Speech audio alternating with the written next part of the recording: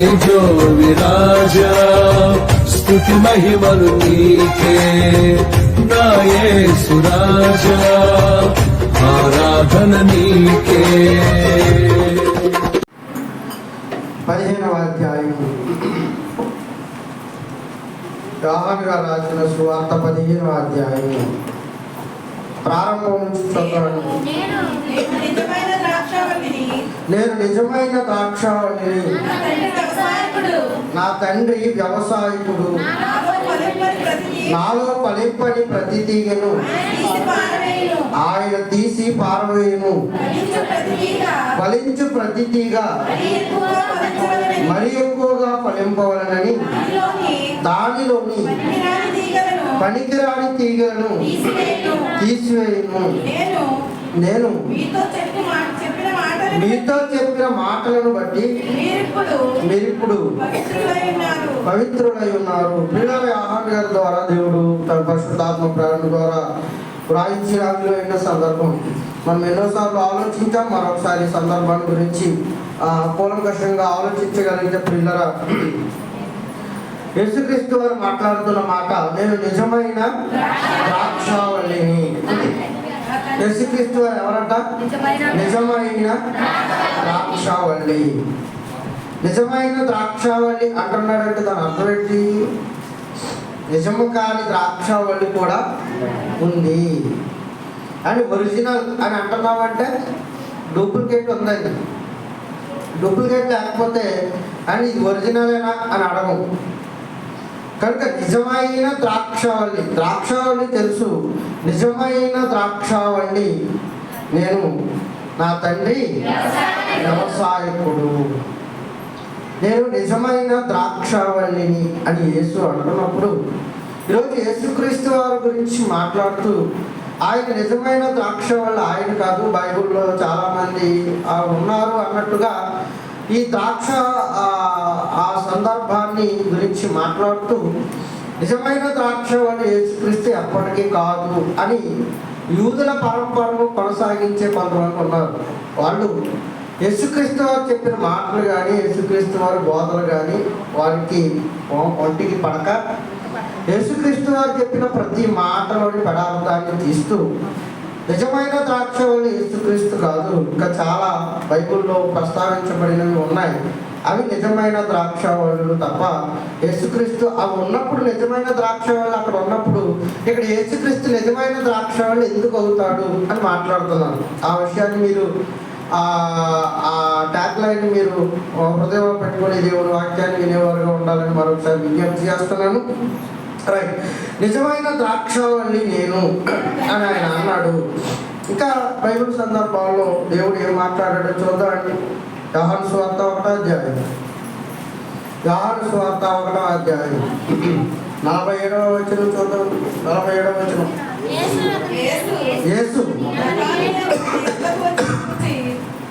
యేసు నతానియేలు తన యొద్దకు వచ్చుట చూచి, ఇదిగో ఇతడు నిజముగా ఇశ్రాయేలీయుడు అన్నాడు. చూడండి, నతనియేలు అతని యొద్దకు వచ్చుట చూచి, ఇదిగో ఇతడు నిజముగా ఇశ్రాయేలీయుడు. ఇశ్రాయేలీయులు ఉన్నారు. ఉన్న ఇశ్రాయేలీలందరూ నిజ నిర్ధారణకు నిలబడేవారు కారు. అందులో నీతివంతుడైన నతానియేలు ఉన్నాడు. నతానియేలును చూసి ఆయన అంటున్నాడు, ఇదిగో నిజముగా ఇతడు ఇశ్రాయేలీయుడు. 1వ అధ్యాయంలోనే 9వ వచనాన్ని చూడండి ప్రియులారా. 1వ అధ్యాయంలోనే 9వ వచనం, నిజమైన వెలుగుండెను అన్నాడు. ఏంటంట? నిజమైన వెలుగుండెను అన్నాడు. అంటే అబద్ధమైన వెలుగేదో ఉంది కనుక నిజమైన వెలుగుంది. నతనియేలు ఎవరు? నిజమైన ఇశ్రాయేలీయుడు. ఇదే అధ్యాయము 8వ అధ్యాయానికి వద్దామండి. ఇదే సువార్త యోహాను గారు రాసిన సువార్త. సమయం లేదు కనుక సీపాట్లు అనేవి ఉన్నాయి, కొంచెం తొందరగా చూసేవారుగా ఉండాలి. మత్తయి సువార్త 8వ అధ్యాయం, మత్తయి సువార్త 8వ అధ్యాయం 31వ వచనం. చాలా మంది ఉన్నా కానీ ఇశ్రాయేలీల జనాంగంలో ఆయన ధర్మశాస్త్రాన్ని పాటిస్తూ కూడా తప్పులు చేసేవారు. ఆయన ధర్మశాస్త్రాన్ని లెక్క చేయకోకుండా ఆవిడ ధర్మశాస్త్రాన్ని మీరే వారు ఉన్నారు. వీళ్ళు ఇశ్రాయేలీలే, కానీ నీతివంతులైన ఇశ్రాయేలీలు ఉన్నారు. వారు నీతివంతులుగా ఉన్నారు కనుక నతనీయులు నిజమైన ఇశ్రాయేలీయుడు. నతనీయులు ఎవరు? నిజమైన ఇశ్రాయేలీయుడు. నిజమైన వెలుగుండెను, నిజమైన శిష్యులు ఉన్నారు, నిజముగా క్రైస్తవులు ఉన్నారు. యేసుక్రీస్తు నిజమైన ద్రాక్షవల్లి, నిజమైన ద్రాక్షవల్లి. పాత నిబంధనలో ఈ ద్రాక్షవల్లి ఎవరు ఒకసారి చూద్దామండి. కీర్తన గ్రంథం 80వ అధ్యాయం, కీర్తన గ్రంథం 80వ అధ్యాయం 8, 9 వచనాలు 10 వచనాలు చూద్దాం. అమ్మ అందరూ తీయాలి. కీర్తన గ్రంథము 80వ అధ్యాయం 8, 9 వచనాలు. నీవు ఐగుప్తులో నుండి ఒక ద్రాక్షావళిని తెచ్చితివి, అన్యజనులను వెళ్ళగొట్టి దానిని నాటితివి, దానికి తగిన స్థలము సిద్ధపరచితివి, దాని పేరు లోతుగా పారి అది దేశమంతటా వ్యాపించి దాని నీడ కొండలను కప్పెను అని ఉంది. ఎలాగట? నీవు ఐగుప్తులో నుండి ఒక ద్రాక్షావళిని తెచ్చితివి. ఇదిగో యేసుక్రీస్తు వారు అంటున్నాడు, నేను నిజమైన ద్రాక్షావళిని అంటున్నాడు. ఆ నిజమైన ద్రాక్షవల్లి యేసుక్రీస్తు కాదు, ఐగుప్తులో నుండి ఒక ద్రాక్షవల్లిని తెచ్చాడు ఈయన. ఆ ద్రాక్షవల్లే నిజమైన ద్రాక్షవల్లి. ఈ ద్రాక్షవల్లి నిజమైనది అయినప్పుడు యేసుక్రీస్తు నిజమని చెప్పుకుంటున్నాడా? అబద్ధం అంటున్నాడు. యేసుక్రీస్తు నిజమని తన గురించి చెప్పుకుంటున్నాడే. ఆల్రెడీ నిజమైన ద్రాక్షవల్లి ఉన్నప్పుడు ఈయన నిజమైన ద్రాక్షవల్లి ఎలాగవుతాడు? కనుక యేసుక్రీస్తు నిజమైన ద్రాక్షవల్లి కాదు, అబద్ధం అంటున్నారు. నిజంగా యేసుక్రీస్తు అబద్ధం ఆడేసి వచ్చేద్దాం లేఖనాల్లో నుంచి. ఐగుప్తులో నుండి 8వ వచనం, ఐగుప్తులో నుండి ఒక ద్రాక్షవల్లిని తెచ్చి తిని అన్యజనులను వెళ్ళగొట్టి దానిని నాటి తిని. ఐగుప్తులో నుండి తేబడిన ఈ ద్రాక్షవల్లి ఎవరు? మనందరికీ తెలుసు. ఎవరు? ఇశ్రాయేలీయులు. వారిని కదా ఐగుప్తులో నుండి తీసుకొచ్చాడు. 430 సంవత్సరాలు ఐగుప్తు బానిసరకంలో ఇశ్రాయేలీయులు ఉంటే వారి యొక్క మొర విని 430 సంవత్సరాల తరువాత మోషే లాంటి మహానాయకుని పుట్టించి ఇదిగో మీకు పాలు తేనెలు ప్రవహించే దేశాన్ని మీకు ఇస్తాను అన్నాడు. అంటే ఇశ్రాయేలీయులు ఒక ద్రాక్షవల్లిగా మాట్లాడుతున్నాడు అన్నట్టుగా మనకు అర్థమైపోతుంది. ఇదేంటి చెట్లతో పోల్చి మాట్లాడాలా ఆయన? అంటే ఇది రూపకలంకారంగా వ్రాయబడుతున్న భాష. అందుకే కీర్తన గ్రంథంలో నీటి కాలువల ఎవరన నాటబడిన వాడై చెట్టుతో పోలుస్తున్నాడు. ఆకు వాడక తన కాలమందు చెట్టు ఎలా ఫలాన్ని ఇస్తుందో అని నన్ను వెంబడించేవారు కూడా ఫలాన్ని ఇచ్చేవారుగా ఉంటారు.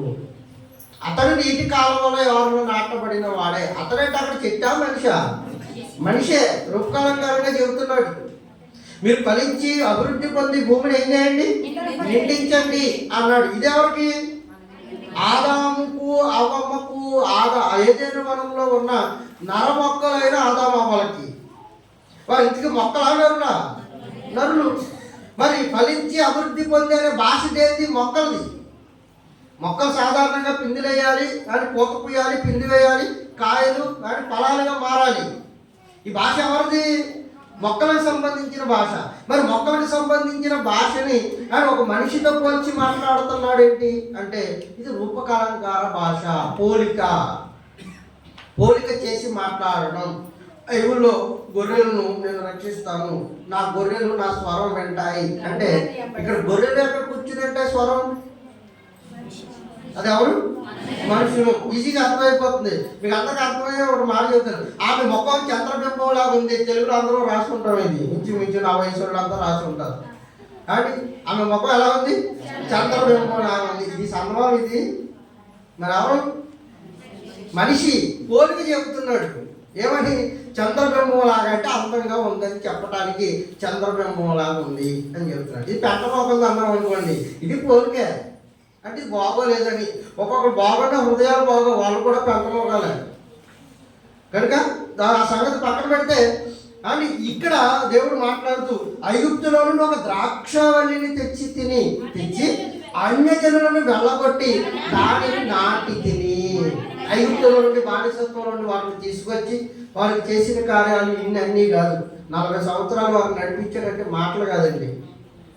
సుమారుగా 20 నుంచి 25 లక్షల జనాభా అని మనకు తెలుసు. ఈ 20 నుంచి 25 లక్షల జనాభాను నడిపించిన దేవాది దేవుడు ఐగుప్తులో నుండి తీసుకొచ్చిన ద్రాక్షవల్లి మరి ఎవరో కాదు. ఎవరైనా ఈజీగా అర్థమైపోతుంది, ఇశ్రాయేలీలే. దీనికి ఎవిడెన్స్ కోడింగ్ ఏం అక్కర్లేదు కదా. ఇశ్రాయేలీలను అందరూ పరిపూర్ణంగా నమ్ముతున్నారు కదా. రైట్, ఇశ్రాయేలీలే. ఆయన తీసుకొచ్చిన మొక్క ఎవరు? ఆ ద్రాక్షవల్లి ఎవరు? ఇశ్రాయేలీలే. మరి ఇశ్రాయేలీలే నిజమైన ద్రాక్షవల్లి అయితే మరి యేసు ఎందుకు అక్కడ నిజమైన ద్రాక్షవల్లిగా? యేసు నిజమైన ద్రాక్షవల్లిని అని చెప్పుకుంటున్నాడంటే ఇక్కడ నిజమైన ద్రాక్షవల్లికి ఏదో జరిగింది అని అర్థం, అంతేగాని ఇదే నిజమైన ద్రాక్షవల్లి అని కాదు. ఇక్కడ ఉన్నప్పుడు ఆయన ఎందుకు చెప్పుకోవాలి మరి అక్కడ? అంటే ఇక్కడ ద్రాక్షవల్లికి ఏదో జరిగింది, ఏంటో చూద్దాం. అని ఐగుప్తులో ఒక ద్రాక్షవల్లిని తెచ్చి తిని అన్యజనులను వెళ్ళగొట్టి అన్నాడు. ఎరుకో పట్టణానికి వారు వెళుతున్నప్పుడు అన్య జనాంగం అంతా వారికి అడ్డుపడ్డారు. కనానీయులు కానీ, ఫెలిస్తీయులు కానీ, యెబూసీయులు కానీ, అని ఫిలిస్తీయులు కానీ ఇశ్రాయేలీయుల్ని అడ్డగించిన అన్యజనులను వెళ్ళగొట్టి, అన్యజనులు అందరినీ వెళ్ళగొట్టి ఇశ్రాయేలీయుల పక్షాన యుద్ధం చేసి ఎరుకో గోడలను కూల్చి వీరిని ఐగుప్తు దేశంలో నుండి కనాను దేశానికి తీసుకొచ్చి నాటాడు అన్నట్టుగా మనకు కనబడుతుంది. ఆ నాటిన మొక్క మరి ఎవరో కాదు, ఇశ్రాయేలీల జనాంగమే. కీర్తన 44వ అధ్యాయం, కీర్తనల గ్రంథము 44వ అధ్యాయం, కీర్తన గ్రంథము 44వ అధ్యాయం 2వ వచనం. ప్రారంభం నుండి చూద్దామండి, బాగుంటుంది. కీర్తన గ్రంథం 44వ అధ్యాయం ప్రారంభం నుంచి. దేవా, పూర్వకాలమున మా పితరుల దినములలో నీవు చేసిన పనిని గురించి మేము చెవులారా విని ఉన్నాము. మా పితరులు దానిని మాకు వివరించి. ఎందుకు వివరించాలి పితరులు? ద్వితీయోపదేశకాండంలో మనం వారం చెప్పుకున్నట్టుగా 6వ అధ్యాయం 6వ వచనం వాళ్ళకి ఒక ఆజ్ఞ ఉంది. ఏంటి ఆజ్ఞ? నీ పిల్లలకి, పిల్లల పిల్లలకి, నీ గర్భవాసం నుంచి రాబోయే తరాలన్నిటికీ నా ఆజ్ఞలు, నా కట్టడలు మీరు ఏం చేయాలి? వివరించాలి. ఇది ఇక్కడ పితరులు వారికి వివరించినట్టుగా ఉంది. మా పితరులు మాకు వివరించిరి. నీవు నీ భుజబలము చేత అన్యజనులను వెళ్ళగొట్టి మా పితరులను నాటితివి. ఎవరు నాటినట? ద్రాక్షవల్లిని కాదు, మా పితరులను ద్రాక్షవల్లిగా నాటితివి. చూసిన భాష ముందు మీకు అర్థం కావాలి. మా పితరులను నీవు ఏం చేసావు? ద్రాక్షవల్లిగా నాటితివి. ఎవరిని వెళ్ళగొట్టాడో చూద్దామండి. ఎవరిని వెళ్ళగొట్టాడో చూద్దాం ప్రియులారు. ఎవరిని వెళ్ళగొట్టాడో చూద్దాం. యెహోషువ గ్రంథం 13వ అధ్యాయం 6వ వచనాన్ని చూడండి. యెహోషువ గ్రంథం 13వ అధ్యాయం 6వ వచనం చూద్దామండి. 6వ వచనం యెహోషువ గ్రంథం 13వ అధ్యాయం 6వ వచనం. మన్యపు నివాసులందరినీ, సిదోనీయులందరినీ నేను ఇశ్రాయేలీయుల ఎదుట నుండి వెళ్ళగొట్టెదను. కావున నేను నీకు ఆజ్ఞాపించినట్లు నీవు ఇశ్రాయేలీయులకు స్వాస్థ్యముగా నీవు దానిని పంచిపెట్టాలి. అంటే ఎవరు వెళ్ళగొట్టాడు? సిదోనీయులు. వీళ్ళెవరు? వీళ్ళు అన్యజనాంగం. సిదోనీయులను ఆయన వెళ్ళగొట్టి, సిదోనీయులను ఆయన వెళ్ళగొట్టి ఎవరిని నాటినట్టుగా మనకు కనబడుతుంది? ఇశ్రాయేలీయులను నాటినట్టుగా మనకు కనబడుతుంది. 78 కీర్తన 78:55 వచనం. కీర్తన 78:55 వచనం. 78:55. కీర్తన గ్రంథము 78:55. వారి ఎదుట నుండి, ఎవరు వీరు? ఇశ్రాయేలీయులు. వారి ఎదుట నుండి అన్యజనులను వెళ్ళగొట్టి పొలముల చేత వారి స్వాస్యమును వారికి ఇచ్చెను. ఇశ్రాయేలీయుల గోత్రములను వారి గుడారమును నివసింపజేసెను. ఎవరు వీళ్ళంటే ఈజీగా మనకు అర్థమైపోతుంది. వాళ్ళు ఎవరో కాదు, ఇశ్రాయేలీలే. ఇశ్రాయేలీలే. ఈ ఇశ్రాయేలీలను ఎక్కడి నుంచి తీసుకొచ్చాడట? ఐగుప్తు దేశంలో నుండి ఆయన తీసుకువచ్చి అండ్ అక్కడ నాటినట్టుగా మనకి లేఖన భాగాల్లో కనబడుతుంది. ఈ ఇశ్రాయేలీలనే ఆయన తీసుకొచ్చి అక్కడ నాటినట్టుగా మనకి లేఖన భాగాల్లో కనబడుతుంది.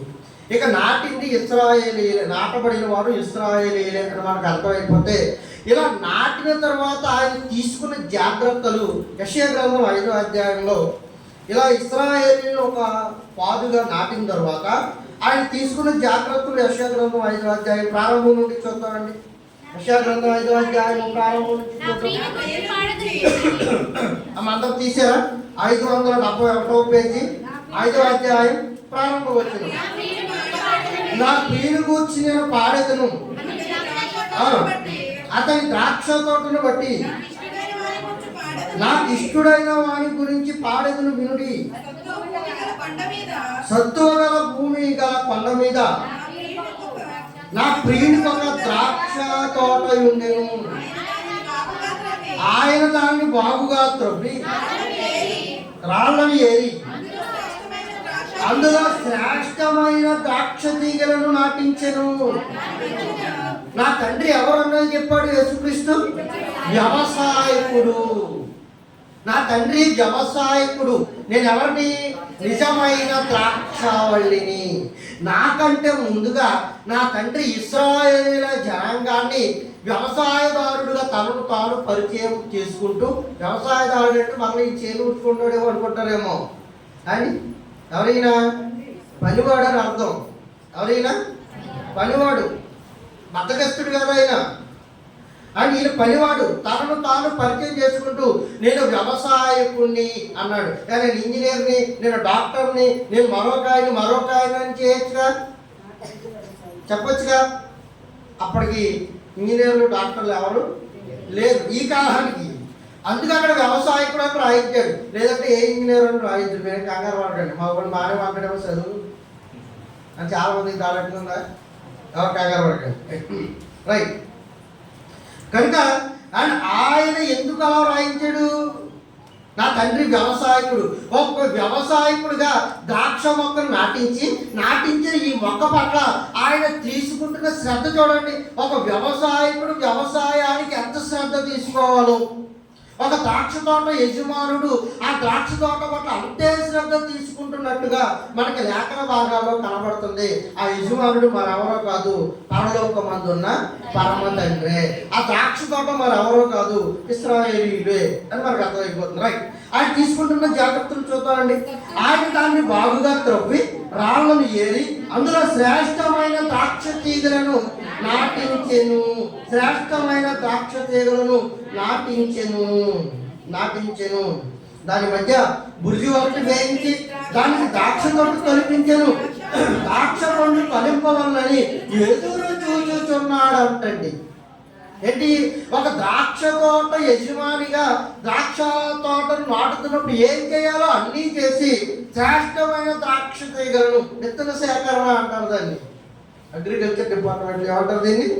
విత్తన సేకరణ. విత్తన సేకరణ శ్రేష్టమైనది అయితే వచ్చే ఫలాలు కూడా ఎలా ఉంటాయి? శ్రేష్టమైన ఫలాలు వస్తాయి. బ్రీడ్ బాగుందనుకోండి విత్తనం, అండ్ ఫలించే ఫలాలు ఎలా ఉంటాయి? చాలా శ్రేష్టమైనవిగా ఉంటాయి.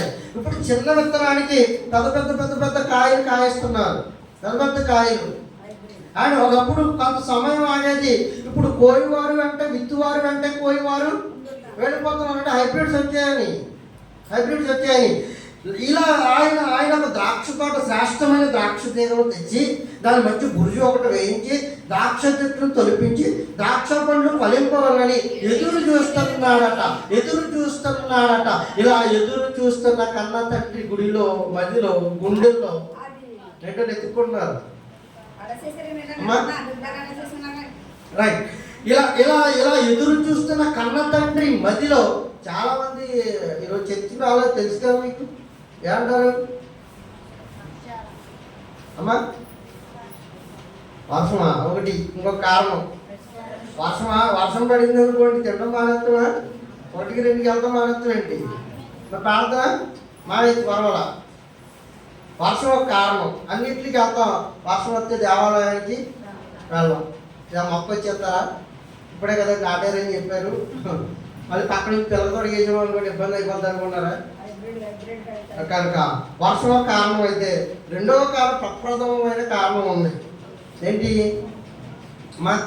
మధురికి స్పెషలైజేషన్ ఏంటి కదా, అందులో మనం లేవంటే మన పట్ల కాస్త కూస్తో కనికరం. నన్ను జనాలు ఎత్తున వాళ్ళందరూ చెప్పించబడిన వాళ్ళని కాదు, అవకాశం వాళ్ళకి ఇవ్వలేకపోయాడు.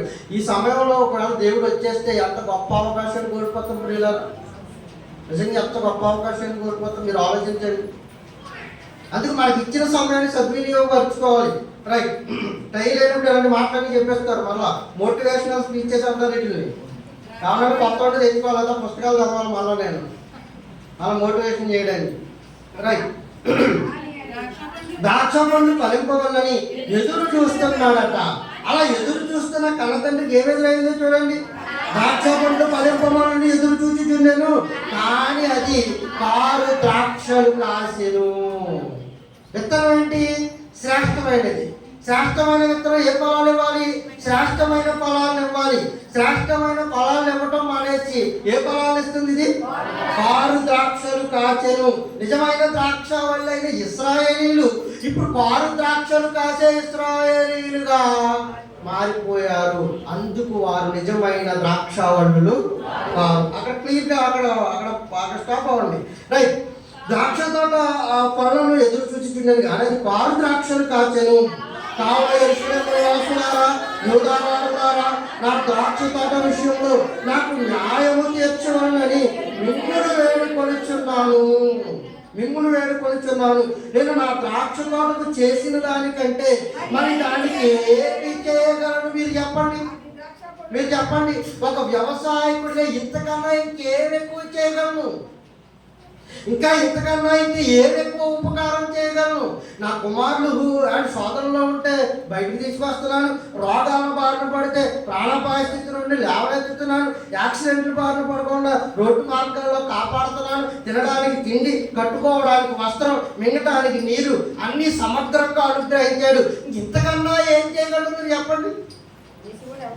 ఇంతకన్నా ఏం చేయగలడు? అదే అడుగుతున్నాడు. నా ద్రాక్ష తోటకి ఇదిగో బురిజి వేయించాను, రాళ్ళు ఏరించాను, ఒకవేళ మందు ఎరువు లేకపోతే అది క్షీణించుకుపోతుందని దానికి ఎరువు వేశాను, క్షీరపీడలు పట్టుకొని పురుగు మందులు వాడాను.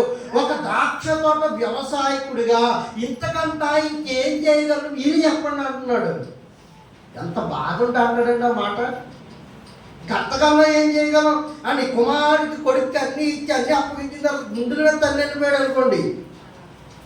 అప్పుడు తల్లి ఆవేదన చూడండి, ఎంత ఆవేదన అండి, అది ఎంత ఆవేదన. ఆమె మాటలు వినండి.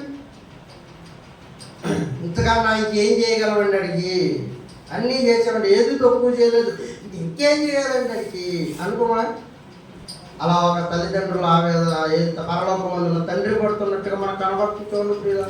ఇంకేం చేయాలి? కొన్ని మీరైనా ఏదైనా సలహా ఇవ్వండి అని అడుగుతున్నాడు. మన దగ్గర ఏం సలహా ఉంటుంది? దాన్ని ఇంకా నాశనం చేయాలంటే ఇంకేదైనా 6 ద్రాక్షలు కాయించుకోకుండా ఇంకేదైనా పొలం కట్టకపోని చెప్పాలి మనం.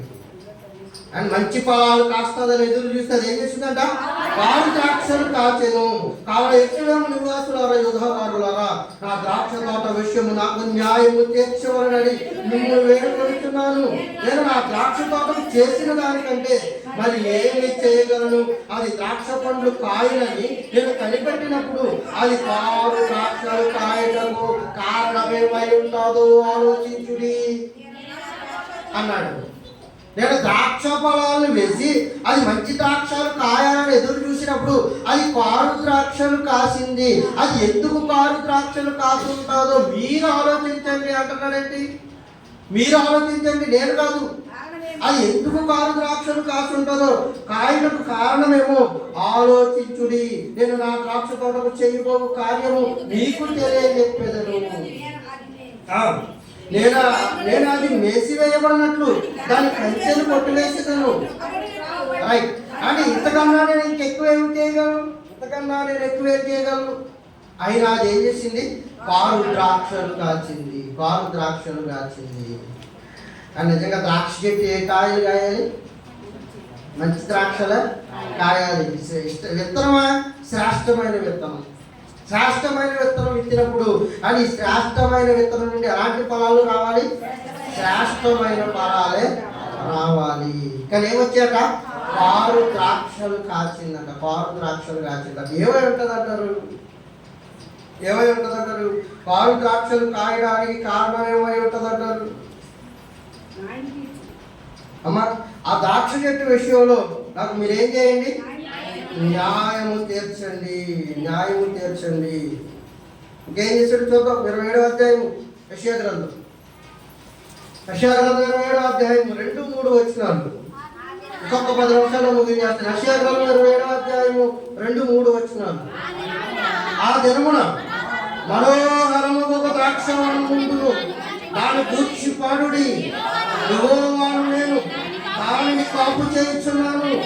ప్రతి నిమిషమున నేను దాని మీదికి రాకుండానట్లు, ఎవడును దాని మీదికి రాకుండానట్లు దివారాత్రము దానిని ఏం చేస్తున్నాను? కాపాడుచున్నాను. ఎవడును దాని మీదికి రాకుండానట్లు దివారాత్రము నేను దానిని కాపాడుచున్నాను. అలా కాపాడిన మహానుభావుడు, అంత గొప్పగా కాచుకున్న మహానుభావుడు ఏమి రావాలని కోరుకున్నాడో 19వ అధ్యాయం హెజ్కేలు గ్రంథం 10వ వచనాన్ని కూడా చూద్దామండి. 19వ అధ్యాయము హెజ్కేలు గ్రంథం 10వ వచనం.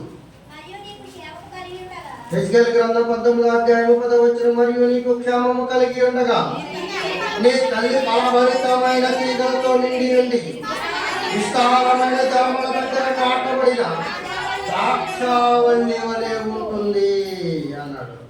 ద్రాక్షావల్లి వలె ఉండాలి అన్నాడు. అని ఇన్ని జాగ్రత్తలు తీసుకొని ఇంత ఎరువు వేసి ఇంత గొప్పగా చూసిన ద్రాక్షావల్లి, కానీ మంచి కాయలు కాయాల్సింది ద్రాక్షావల్లి ఏ కాయలు కాసింది? కారు ద్రాక్షలు కాచింది. కారు ద్రాక్షలు కాచింది. కారణం ఏమై ఉంటుంది అంటారు? కారణం ఏమై ఉంటుంది అంటారు? యజమానుడు చెడ్డోడా? కాయలు కాసిన చెట్టు చెడ్డదా? ఏది? చెట్టే చెడ్డదై ఉంటుంది.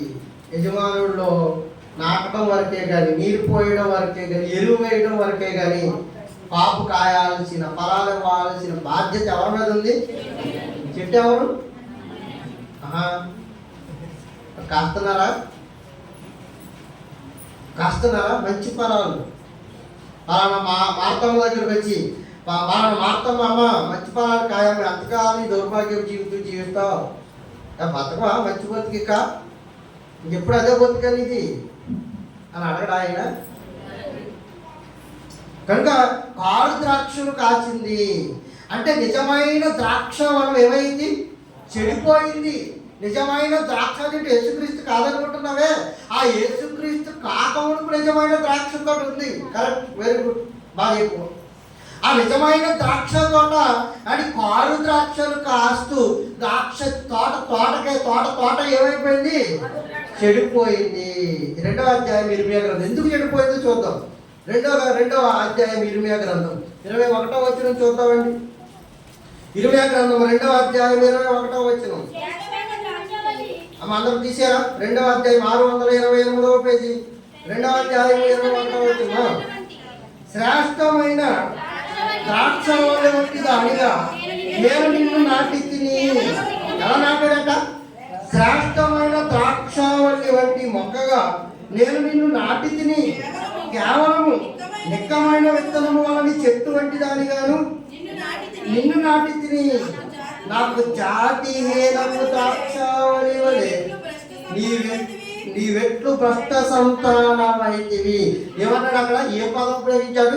జాతి హేనపు ద్రాక్షావళి వలె. జాతి హేనపు ద్రాక్షావళి వలె అని ఏ జాతి వంశపు పని ఆ జాతే చేయాలి. ఒక్కొందనుకోండి గాడిలాగా కాండ్రించకూడదు. గాడిద పని ఏం చేయాలి? గాడిదే చేయాలి. కుక్క పని కుక్క చేయాలి. కుక్క పిల్ల మియం మియం మియం మియం అంటుంది అనుకోండి. పిల్లి తన జాతి అంటే లక్షణాన్ని విడిచిపెట్టి బో బో బో బో అంటుంది అనుకోండి. కారణం క్రాస్ బ్రీడ్ అయిపోయింది అని అర్థం. అంటే చెడిపోయింది అని అర్థం. మన భాషలో చూసారా, ఏ జాతి మొక్క ఆ జాతి ఫలాలను ఇవ్వాలి అని జామ మొక్క వేసిన తర్వాత దాన్ని మామిడికాయలు రాస్తున్నాయి అనుకోండి, ఎవరో ఆయన చెప్పినట్టు కాసేపు అంటారేంటి అని ఆ గట్టగా తీసుకుంటారా? ఎవరో ఒక ఆయన అన్నాడు ఆ చెట్టుకి ఈ కాయలు కాసేస్తే ఈ చెట్టుకి ఆ కాయలు కాసేస్తారు, కాసేపుతారు ఒక అంటారా? మరి ఏమంటారు? అది జాతిహీనపు మొక్క, శ్రేష్టమైనది కాదు అది. దానికి కాయాల్సిన జాతి లక్షణాలు లేవంటే అది క్రాస్ బ్రీడ్ అని అర్థం. అంటే జాతిహీనమైపోయింది, దానికి ఉన్న లక్షణాన్ని కోల్పోయింది, దానికి ఉన్న శ్రేష్టత్వాన్ని కోల్పోయింది, అది ఇవ్వాల్సిన మంచి ఫలాలు ఇవ్వటం లేదు. ఏమైంది? 12వ అధ్యాయం ఇర్మియా గ్రంథం ఎందుకు జాతిహీనంగా మారిపోయిందో చూద్దాం. ఇర్మియా గ్రంథం 12వ అధ్యాయం 10వ వచనం. ఇర్మియా గ్రంథం, ఇదే ఇర్మియా గ్రంథం 12వ అధ్యాయము 10వ వచనం. కాపరుల రేకులు నా ద్రాక్ష తోటలను చెరిపివేసి ఉన్నారు, నా సొత్తును త్రొక్కవేసి ఉన్నారు, నాకు ఇష్టమైన పనులను పాడుగాను ఎడారిగాను చేసి ఉన్నారు, వారుగాని పాడు చేసేసి ఉన్నారు అన్నాడు. చూడండి, ఎవరంట పాడు చేసేస్తా? కాపరులు అనేకులు. నిజమైన ద్రాక్ష చెట్టులాగా పెంచాల్సింది అండ్ జాతీయనకు ద్రాక్ష చెట్టులాగా పెంచుతున్నారంట దేవాలయాల్లో. అంటే సత్యానికి చెవినివ్వక, సత్యాన్ని చెప్పనివ్వక అని వాళ్ళ పట్ల అసత్యాన్ని వారి మీద రుద్ది మీరు ఎలా బ్రతికినా పర్వాలేదు అంటున్నారంటే నువ్వు ఏ కాపు కాయలు కాసినా పర్వాలేదేనా దాని అర్థం? అంతేనా? ఎలా బ్రతికినా పర్వాలేదా? ఎవరి దగ్గరకు వచ్చి? పరిశుద్ధుడైన దేవుడి దగ్గరకు వచ్చి నీచమైన బ్రతుకు బ్రతికేసినా పర్వాలేదు, ఏ తినేసినా పర్వాలా, ఏ తాగేసినా పర్వాలా, రోడ్ల మీద ఎలా తిరిగినా పర్వాలా, మన కట్టు బాగోకపోయినా పర్వాలా, మనం బొట్టు బాగోకపోయినా పర్వాలా అని ఏ బోధకుడైతే బోధ చేస్తాడో వాడు ఆ చెట్టుకు సరైన మందు వేయటం లేదు. కాపర్లే అనేకులు నా ద్రాక్ష తోటను ఏం చేశారు? చెరిపేశారు, కలిపి చెరిపేశారు. శ్రేష్టమైన విత్తనాలు రావాలని, శ్రేష్టమైన ఫలాలు రావాలని, శ్రేష్టమైన ఫలభరితమైన తీగలు వేయాలని, ఆ గెలల ద్వారా, ఆ రాబడి ద్వారా, ఆ పంట ద్వారా ఆయన ఆనందపడిపోవాలని అనుకున్నప్పుడు ఆయన ద్రాక్ష తోటలను చెరిపేసే కాపర్లు కుక్కలు బయలుదేరినాయంట. చెరిపేసి ఆ ద్రాక్ష తోటకు నిక్కాల్సైన కాయలు కాయనీయకోకుండా ద్రాక్ష తోట కారు గెలలు వేసేటట్టుగా దాన్ని మౌల్డ్ చేసేసారు అంటే మార్చేశారు అన్నమాట. దేనితో అంటు కట్టించేశారు? నిజము కాని వెలుగుతో అంటు కట్టించేసి ఉంటారు, నిజము కాని క్రైస్తవులతో అంటు కట్టించేసి ఉంటారు, నిజము కాని శిష్యరికం వైపు వెళ్ళిపోతున్నారేమో. జాగ్రత్త, నిజమైన ద్రాక్షావళి ఒకటి ఉంది, ఆ నిజమైన ద్రాక్షావళికి అంటూ కట్టబడాలి సుమా. ఇక దేనికి అంటూ కట్టబడినా మనం శ్రేష్టమైన ఫలాలను ఇవ్వలేము. కాపరులు అనేకులు నా తోటను చెడిపేశారు, కాపరులు అనేకుల వల్ల నా తోట చెడిపోయింది, నా ద్రాక్ష తోటకు చీడపట్టింది, ఇంతకన్నా నేను ఇంకేం ఎక్కువ చేయగలను? ఇన్ని చేసిన నా ద్రాక్ష తోట ఏమైపోయింది? ఒకప్పుడు ఉందని చెప్పుకున్న ద్రాక్ష తోట ఇప్పుడు పరిపూర్ణంగా లేదు, పాడైపోయింది. నా ద్రాక్ష తోట నాశనం అయిపోయింది, నా ద్రాక్ష మొక్కలు నాశనం అయిపోయాయి. ఉన్న మొక్కలు కాస్త ఏం కాస్తున్నాయి? కారు ద్రాక్షలు కాస్తున్నాయి. అంటే ఇప్పుడు యెహోవా దేవుడికి ద్రాక్ష చెట్టు తోట ఉన్నట్ట లేనట్ట? లేనట్టే అని 4 ఫలింపని ప్రతి తీగను ఆయన ఏం చేస్తాడట? తీసి పారవేస్తాడు. 4 ఫలింపని ప్రతి తీగను ఆయన ఏం చేస్తాడు? తీసి పారవేస్తాడు. అంటే ఆయన ద్రాక్ష తోట ఏమైంది? ఇప్పుడు లేదు. అప్పుడు ఉంది. నిజమైన ద్రాక్ష తోటగా వెలగాలనుకున్నాడు. ఇప్పుడు ఆ ద్రాక్ష తోట కారు కాయలు కాసినప్పుడు ఆ చెట్టు ఉంచుతావా, తీసేస్తావా? అదే ఉపమానం వేసి చెప్తున్నాడు మత్తయి సువార్త 21వ అధ్యాయం. కొంచెం స్పీడ్గా ఏంటో ఈ వారం రెఫరెన్స్లు ఎక్కువ దొరికినాయి. మత్తయి సువార్త 21వ అధ్యాయం 33వ వచనం. 21వ అధ్యాయం 33వ వచనం. మరి ఒక ఉపమానం వినుడి. ఇంటి యజమానుడు ఒకడు ఉండెను. అతడు ద్రాక్ష తోట నాటించి యెషయా 5వ అధ్యాయంలో కోడ్ చేసిన సందర్భం, యెషయా 5వ అధ్యాయంలో కోడ్ చేసిన సందర్భం. దాని చుట్టూ కంచె వేయించి, అందులో ద్రాక్ష చెట్టు తొలపించి, గోపురము కట్టించి, కాపురము దాన్ని గుత్తకిచ్చి, దేశాంతరం పోయెను. పండ్ల కాలం సమీపించినప్పుడు పండ్లలో తన భాగము తీసుకుని వచ్చినప్పుడు ఆ కాపుల వద్దకు తన దాసులను పంపగా, ఆ కాపులు అతని దాసులను పట్టుకొని ఒకరిని కొట్టి, ఒకరిని చంపి, మరి ఒకరి మీద రాళ్ళు రుబ్బి, మరలా అతడు మునుపటి కంటే ఎక్కువ మంది దాసులను పంపగా వారిని ఆ ప్రకారమే చేసిరి. ఇంకా కిందికి, తొదకు నా కుమారుని సన్మానిస్తారేమో అనుకుని నా కుమారుని వారి ఎద్దకు పంపించాను. ఆయనను ఆ కాపుల కుమారుని చూచి, ఇతడు వారసుడు, ఇతన్ని చంపి ఇతని శ్వాసము తీసుకుందాము రండని తమలో తాము చెప్పుకొని అతన్ని పట్టుకొని ద్రాక్ష తోట వెలుపట పడవేసి చంపిరి. కాబట్టి ఆ ద్రాక్ష తోట యజమానుడు వచ్చినప్పుడు ఆ కాపులు ఏమి చేయలేను. అందుకు వారు ఆ దుర్మార్గులను కఠినంగా సంహరించి వాటి కాలంలో ఎందు తనకు పండ్లను చెల్లించినట్టు ఇతర కాపులకు ఆ ద్రాక్ష తోట గుత్తగించిరని ఆయనతో చెప్పిరి. ఇప్పుడు ఆ ద్రాక్ష తోట, చెడిపోయిన ద్రాక్ష తోట ఏం చేయాలని చెబుతున్నాడు? పరిపూర్ణంగా తీసివేయాలి. నాలో ఫలింపని ప్రతి చెట్టును ఆయన ఏం చేస్తారట? తీసి పారవేస్తాడు. నాలో ఫలింపని ప్రతి తీగను ఆయన తీసి పారవేస్తాడు. కనుక ఆమోసు గ్రంథం 5వ అధ్యాయంలో కానీ మనం ఎలా ఉండాలో ఆయన మాట్లాడుతూ, ఆమోసు గ్రంథం 5వ అధ్యాయంలో ఆ ద్రాక్ష తోట ఎలాంటి నియమాన్ని కలిగి ఉండాలో ఆయన మాట్లాడుతూ 23వ వచనంలో ఆయన చెప్తున్న సందర్భాన్ని చూద్దాం. నీ పాటలతోని నా యొద్ద నుండి తొలగనీయుడి, నీ స్వరంలో నాకు మనస్సు లేదు. నీళ్లు పారినట్లుగా న్యాయము జరగనీయుడి, గొప్ప ప్రవాహము వలె నీతిని ప్రవహింపనీయుడి. ఇశ్రాయేలీయులారా, 40 సంవత్సరముల అరణ్యమందు మీరు బలులను నైవేద్యములను నాకు అర్పించిరి అన్నాడు. చూడండి, ఏం కావాలంట? కారు ద్రాక్షలు కాయకోకుండా ఉండాలంటే ఏం కావాలట? నీతిని ఏం చేయాలట? పారనీయాలి. ఎలా? నీళ్లు పారినట్టు న్యాయము జరగనీయుడి, గొప్ప ప్రవాహము వలె నీతిని ప్రవహింపనీయుడి. అంటే ఆ ఇశ్రాయేలీయులు ఏ తప్పేశారనమాట? నీతి న్యాయములను పూర్తిగా తప్పారు. అంటే కారు ద్రాక్షలు కాయడం ఆరంభించారు అని అర్థం. అందుకే మనకేం చెబుతున్నాడంటే, ఆయనలో అంటూ కట్టబడి, అంటే ఆయన రక్తంలో కడగబడి, యేసుక్రీస్తు వారి రక్తంలో కడగబడి, యేసుక్రీస్తు వారి రక్తం చేత పరిశుద్ధపరచబడిన మనం ఆయనలో అంట కట్టబడిన తరువాత ఆయన లాంటి పరిశుద్ధత, ఆయన ఎలా నీతివంతుడో మనము అలాంటి నీతి, ఆయన ఎలా న్యాయవంతుడో మనము అలాంటి న్యాయాన్ని కొనసాగించినప్పుడు ఆ నిజమైన ద్రాక్షావళి యేసైతే ఆ నిజమైన ద్రాక్షావళికి మనం ఫలభరితమైన తీగలుగా ఉంటాం. మనం నిజమైన ద్రాక్షావళి కంటూ కట్టబడ్డామని ఒకవేళ అనుకుని ఆయనలో కడగబడి అండ్ ఆయనలో ఫలింపు లేకపోతే నాలో ఫలింపని ప్రతి తీగను ఆయన ఏం చేస్తాడు? తీసి పారవేస్తాడు. ఇదే మత్తయి సువార్త 7:17లో చెప్పిన సందర్భాన్ని చూద్దామండి. ఎలా పారవేస్తాడు? మత్తయి సువార్త 7:37 వచనం. అలాగనే ప్రతి మంచి చెట్టు మంచి ఫలములను ఫలిస్తుంది, పనికి మాలిన చెట్టు కాని ఫలములను ఫలించును. మంచి చెట్టు కాని ఫలములను ఫలింపనేరదు, పనికి మాలిన చెట్టు మంచి ఫలములను ఫలింపనేరదు.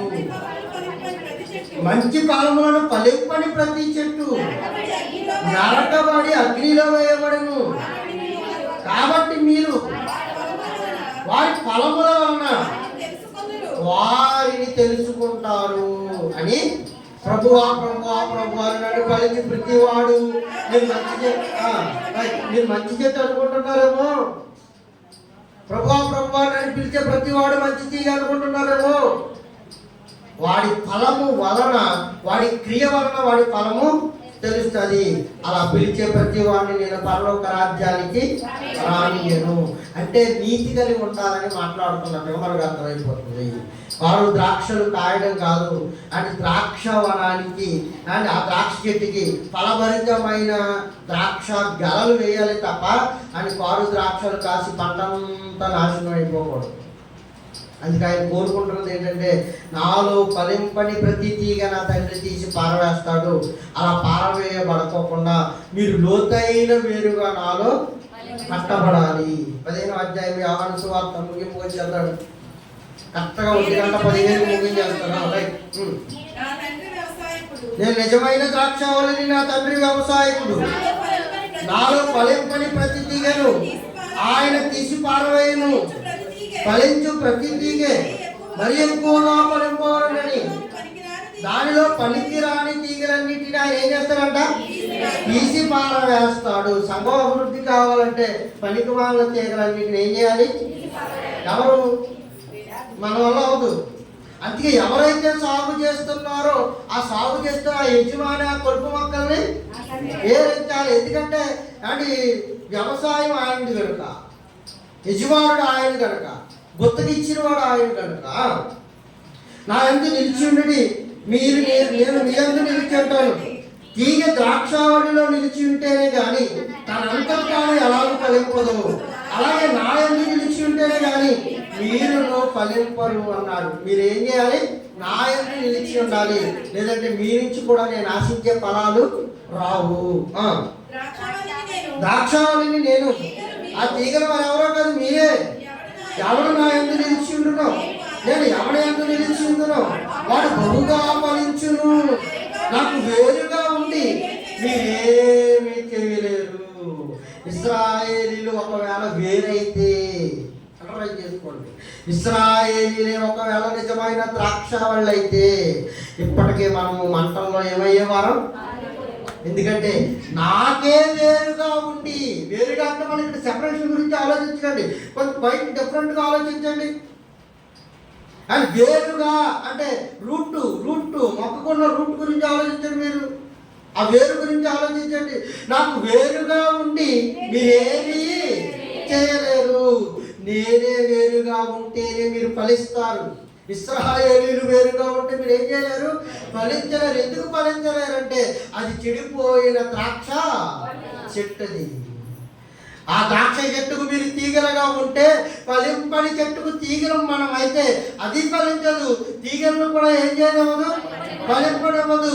నేను ఫలించని ద్రాక్షావళిని, మీరు నాతో అంటు కట్టబడండి. కొలసీ పత్రికలో మంచి మాట రాయించాడు. 2వ అధ్యాయం 12వ వచనం చూద్దాం, 6వ వచనం చూద్దామండి.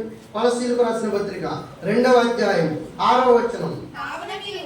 2వ అధ్యాయం 6వ వచనం. కావున మీరు ప్రభు అయిన క్రీస్తు యేసును అంగీకరించిన విధముగా ఆయన యందు 183వ పేజీ 2వ అధ్యాయం క్రొత్త నిబంధన 6వ వచనం. మీరు ప్రభు అయిన క్రీస్తు యేసును అంగీకరించిన విధముగా ఆయన యందు వేరు పారిన వారై ఇంటి వలె కట్టబడాలి. ఆయన ఏం పారాలి? వేరు పారిన వారై, వేరు నాటబడిన వారై మీరు ఆయనలో ఏం చేయాలట? ఫలాలను ఇవ్వాలి. లేదంటే మనము కూడా కారు ద్రాక్షలు కాజేస్తాం. కనుక అని ఆయన వేసుకున్న శ్రేష్టమైన విత్తనాలు యేసుక్రీస్తులో మనం అనుకుంటే, మనం ఆయనలో కట్టబడిన తర్వాత ఇంకా పాపానికి కానీ లోకానికి కానీ నీతి తప్పే ఏ నీతి మారిన కార్యక్రమాలను కానీ మనం ఇంకా అందులో ప్రవేశించే వారముగా ఉండకూడదు. మీరు లోకానికి వెలుగై ఉన్నారు అని, మీరు లోకానికి వేరై ఉన్నారని కూడా చెప్పాడు. అంటే వేరంటే ఇక్కడ మళ్ళీ ఆ వేరు కాదండి, ప్రత్యేకింపబడిన వారు. లోకం వేరు, మీరు వేరు. లోకంలో ఉన్నదే మీరు చేస్తే ఇక్కడ లోకంలోనే బ్రతికితే సరిపోతుంది కదా, మన నాలోకి రావడం ఎందుకు? అందుకే మీరు లోకానికి వేరై బ్రతకండి. లోకులు ఎలా పాపులుగా ఉన్నారో మనమలా పాపులుగా ఉండకూడదు. లోకులు ఎలా అబద్ధికులుగా ఉన్నారో మనమలా అబద్ధికులుగా ఉండకూడదు. అంటే లోకులు దేవునికి కాని ఆజ్ఞలు మీరి బ్రతుకుతున్నట్లుగా మనము దేవుని ఆజ్ఞలకు మీరి బ్రతకకూడదు. వాళ్ళు వేరు, మనము వేరు. పరిశుద్ధులు పరిశుద్ధుడనై ఉన్న ప్రకారం మీరు కూడా ఎలా ఉండండి, పరిశుద్ధులై ఉండండి. దేవాలయానికి వచ్చి తాగడం కానీ, దేవాలయానికి వచ్చి సిగరెట్ కాల్చడం కానీ, దేవాలయానికి వచ్చి పేకాట ఆడడం కానీ, దేవాలయానికి వచ్చి అబద్ధాలు ఆడటం కానీ, మొమ్మటం లేదు మరి ఏమనుకోకండి. చాలా అవన్నీ ఆడితే మానేయాలి. అప్పుడే నువ్వు ఎవరు ఫలించడి తీగవి. లేకపోతే నాలో ఫలింపని ప్రతి తీగను ఆయనే తీసి పారవేస్తాడు. ఇగో గొడ్డలి చెట్టున వేరున పెట్టబడి ఉన్నది. ఏమన్నాడు ఆయన? తండ్రి ఆజ్ఞ కొరకు ఎదురు చూస్తున్నాడు. అండ్ ఆయన మొదలెట్టాడా నడుపుకుంటూ పోతాడు. అందుకే ప్రభు ఒక్కొక్క సంవత్సరం టైం ఇదేవా, ఇదిగో మళ్ళా ఈ చెట్టే చుట్టూ బాగు చేస్తాను, మళ్ళా దీనికి నేనేంటో తెలియజేస్తాను, నా నీతి నియమాలు నడిపిస్తాను, ఎరువు వేస్తాను, కంచి వేస్తాను, గుడిచి వేస్తాను. ఒకవేళ అలా వేసిన తర్వాత కూడా పలుపు రాలేదనుకో తీసేయి అన్నాడు. కొడుకుండా కొంతమంది అందుకే సాయి కుమార్లో మాట్లాడేది సరే. సాయి కుమార్ అని కూడా వెలుగు వచ్చేసింది కనుక అని తీసేయి అన్నాడు. అంతే ఆయనలో ఇంకా ఫలింపు రాకపోతే ఎన్ని సంవత్సరాలు దేవాలయానికి వెళ్ళినా మనల్ని ఏం చేస్తాడు? తీసేస్తాడు. ఆరని అగ్నిలో మనల్ని ఏం చేస్తాడు? మనం కాలుస్తాడు. కనుక ఆయనలో ఫలించని ద్రాక్షవల్లి వలె ఉండండి.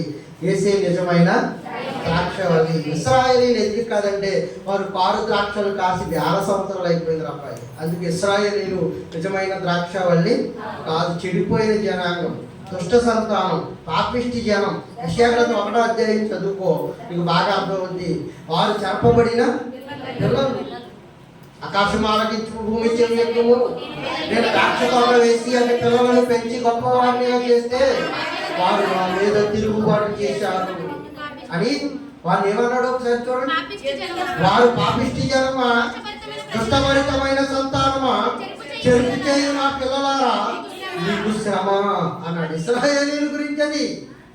ఏ ఇశ్రాయేలీలు ద్రాక్ష తోట నువ్వు పొంగిపోతున్నావో ఆ ఇశ్రాయేలీలైన ద్రాక్ష తోట గురించి ఏమని చెబుతున్నాడో తెలుసా? పాపిష్టి జనమా, చెరపబడిన వారులారా, దోషభరితమైన సంతానమా, మీరు ఇంకా మారకపోతే, ఇప్పటికీ మారకపోతే మీకు శ్రమ, మీరే సర్ప సంతానం అన్నాడు. కనుక ఆలోచించి కొంచెం నిర్ణయాన్ని తీసుకోండి. యేసుక్రీస్తు వారి నిజమైన ద్రాక్షవల్లి అండ్ ఆయన రక్తంలో కడగబడిన మనమంతా గొప్ప వేరు కట్టబడిన వారిని నాటబడాలని దేవుడి పక్షాన్ని మీకు అందరికీ తెలియజేస్తూ ఈ మాట్లాడిన ఇంట్లో ఆశీర్వదించి దీవించును గాక. ఆమేన్. మహిమ గల్ల తండ్రి మహించి